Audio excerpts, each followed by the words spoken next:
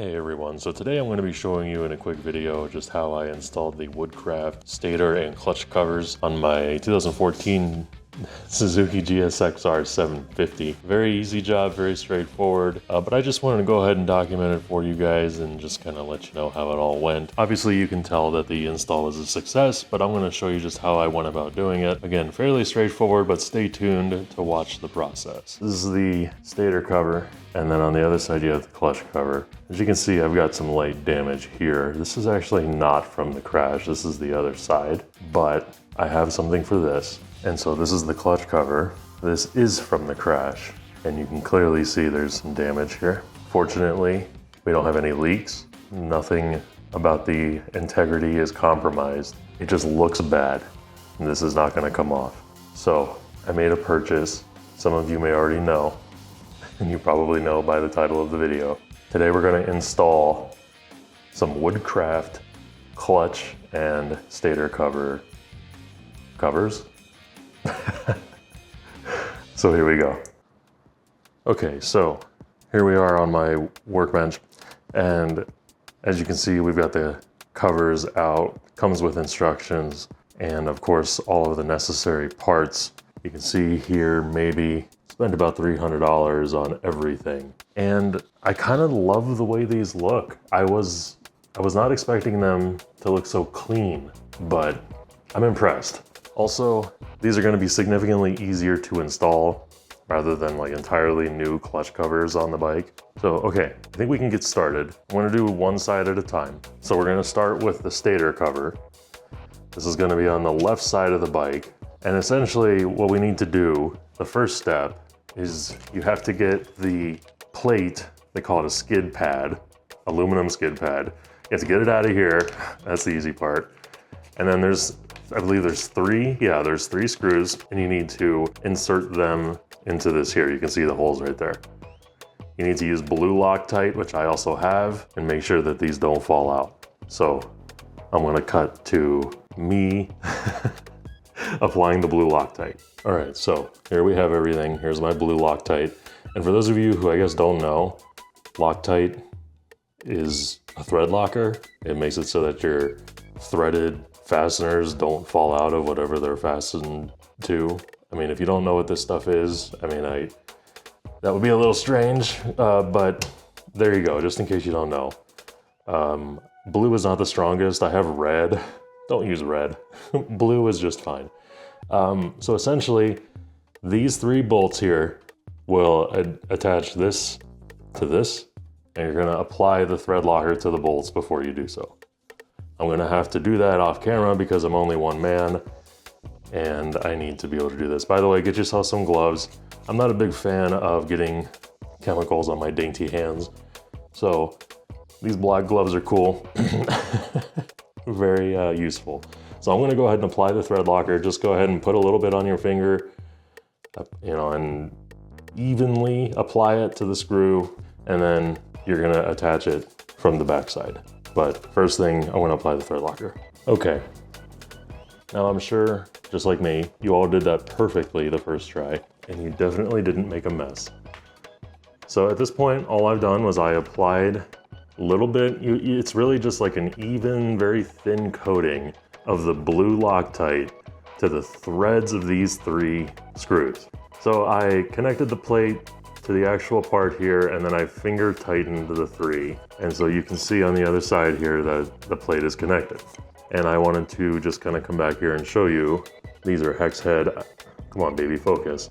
These are hex head or Allen wrench. So go ahead and finger tighten them, and then tighten them evenly with your wrench. Okay, so at this point I have tightened those screws.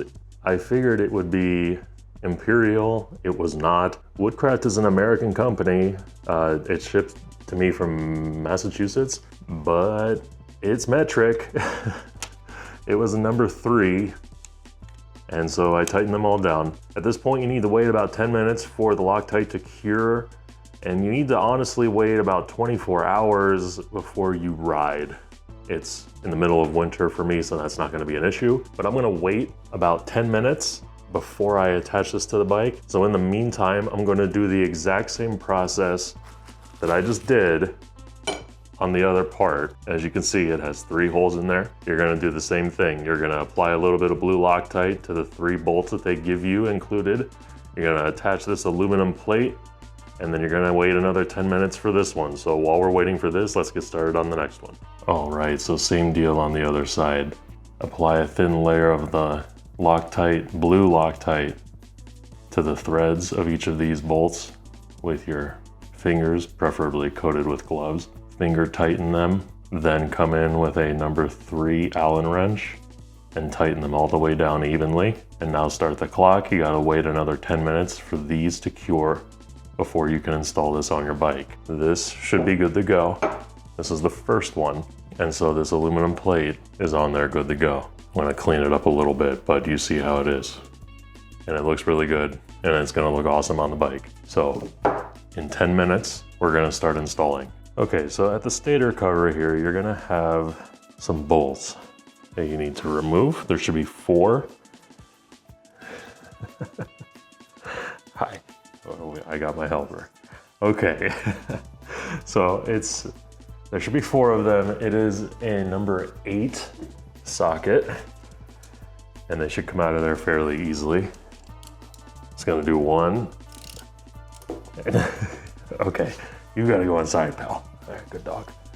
So just go ahead and remove these with a socket, and you're going to place the cover. So once you remove these, you put the cover on, and then you're going to use the new hardware that they gave you, and you're just gonna replace what was already here. So I'm gonna go ahead and do that, and then we'll be right back.